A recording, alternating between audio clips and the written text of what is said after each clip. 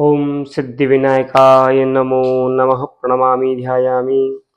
साथियों, आप सबका स्वागत है हमारे YouTube चैनल ग्रहलोक में।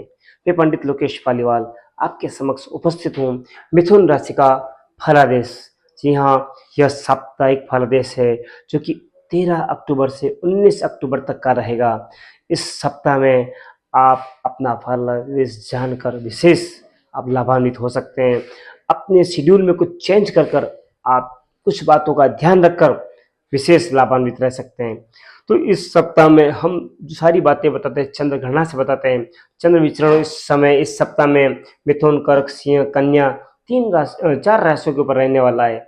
और विशेष क्या रहेगा, दो चीजें बड़ी विशेष हो रही है आपके साथ कि एक तो आपका जो फोकस है, आपका माइंड का फोकस वो संतान पक्ष के ऊपर और आकस्मिक लाभ के ऊपर रहेगा। दूसरा, आपके विचारों में बड़ी विशेष रहेगा। क्यों है?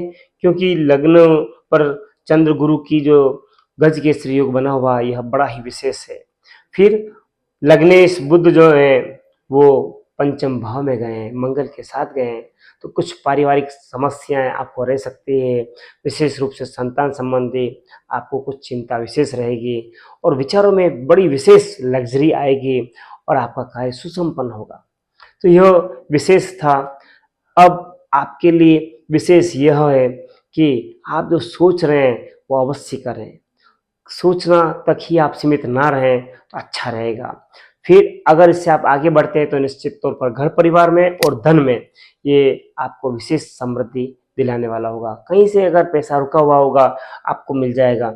जब चंद्रमा यहाँ आ रहा है 2 दिन के बाद, तो निश्चित तौर पर चंद्रमा स्वग्रही हो जाएंगे, अपने खुद के घर में रहेंगे, तो आपको लाभ की स्थिति आएगी। यदि आपका पैसा कहीं अटका हुआ है, रुका हुआ है, फंसा हुआ है, तो निश्चित तौर पर माँ की आराधना से वो आराम से आ सकता है। यहाँ आप किसी महिला की मदद लीजिएगा, निश्चित तौर पर वो पैसा आसानी से आ जाएगा।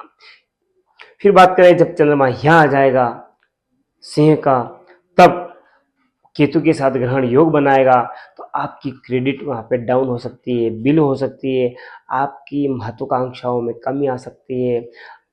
आपको विशेष ध्यान रखना है।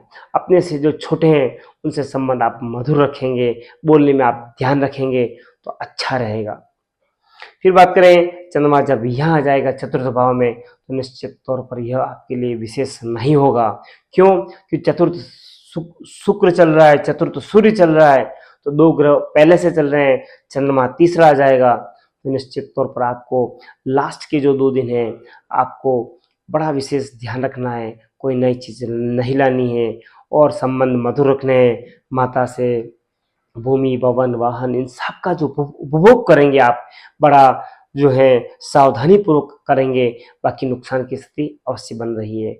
अगर आप सामान्य दान पुण्य करते हैं, कुछ उपाय करते हैं, तो यह समय आपका निकल जाएगा, आपको पता ही नहीं चलेगा कि मेरा कार्य कैसे अच्छा हो गया। अब इसी सप्ताह में विशेष 18 जो है अक्टूबर को धन त्रयोदशी, धनतेरस आ रही है। इस दिन महालक्ष्मी जी की आप आराधना करके विशेष पुण्यवान बन सकते हैं।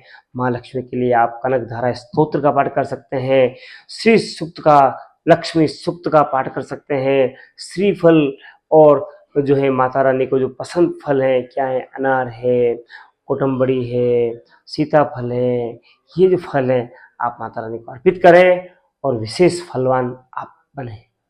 फिर बात करेंगे विशेष इस सप्ताह में कौन सा दिन आपके लिए बेस्ट बना हुआ है, तो 13 अक्टूबर आपके लिए सर्वश्रेष्ठ बना हुआ है।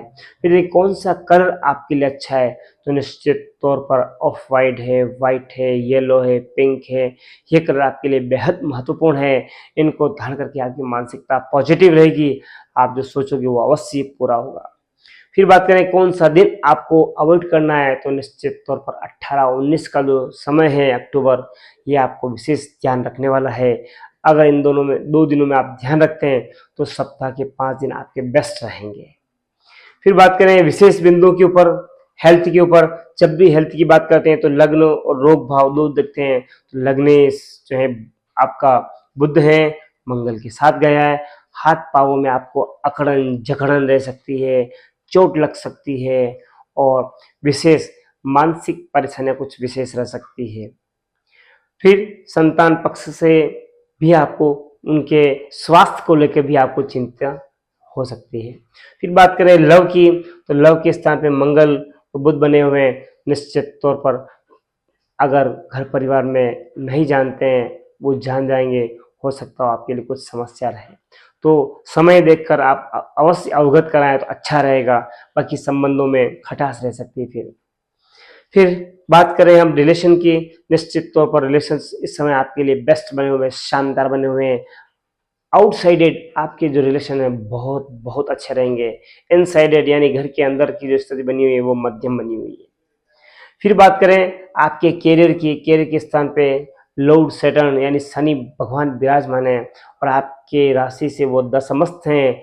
दशमस्थ उनकी गणना बेस्ट होती है, इस वजह से आपको विशेष अपने कार्य क्षेत्र में परिवर्तन के योग बने हुए हैं और आप जो सेवा भावी हैं, आपकी जो गुणवत्ता है, उससे आपको नवीन अवसर अवश्य प्राप्त हो रहे हैं। फिर बात करें यदि आप स्टूडेंट हैं तो निश्चित तौर पर आप यदि मित्रों से दूर रहते हैं, बुध और मंगल की जो युति है और ये पढ़ाई स्थान पर बनी हुई है, विद्या स्थान पर बनी हुई है, तो मित्रों से दूर रहें और घर परिवार वालों की बात सुनेंगे, मानेंगे, तो निश्चित तौर पर आपको सफलता प्राप्त रहेगी। फिर बात करें मैरिज की, तो निश्चित तौर पर मैरिज की स्थिति बनी हुई है, मध्यम से उत्तम है। अगर आप कुछ नहीं करते हैं तो मध्यम है, कुछ विशेष प्रयास करते हैं तो मध्यम से वो उत्तम हो जाएगा। क्यों? गुरु पूर्ण दृष्टि से अपने भाव को देख रहा है, शुक्र और सूर्य जो है ये मध्यम है, इस वजह से आपको शनि की पूर्ण दृष्टि आ रही है, इस वजह से विवाह योग बन रहे हैं, लेकिन आप अवश्य प्रयास करें तो अच्छा रहेगा। फिर बात करें ऐसा क्या उपाय करें जिससे हमारा सभी प्रकार से कल्याण हो, तो निश्चित तौर पर भगवान सिद्धि विनायक भगवान की आपको आराधना करनी है। आराधना करते हुए जाप करने हैं, गणपति अथर्वशीर्ष का पाठ कर सकते हैं, संकट नाशन स्तोत्र का पाठ कर सकते हैं आप। यह कर कर आपके सारे संकट विघ्न कष्ट दूर हो जाएंगे और आपको अपने कार्य में सफलता प्राप्त होगी।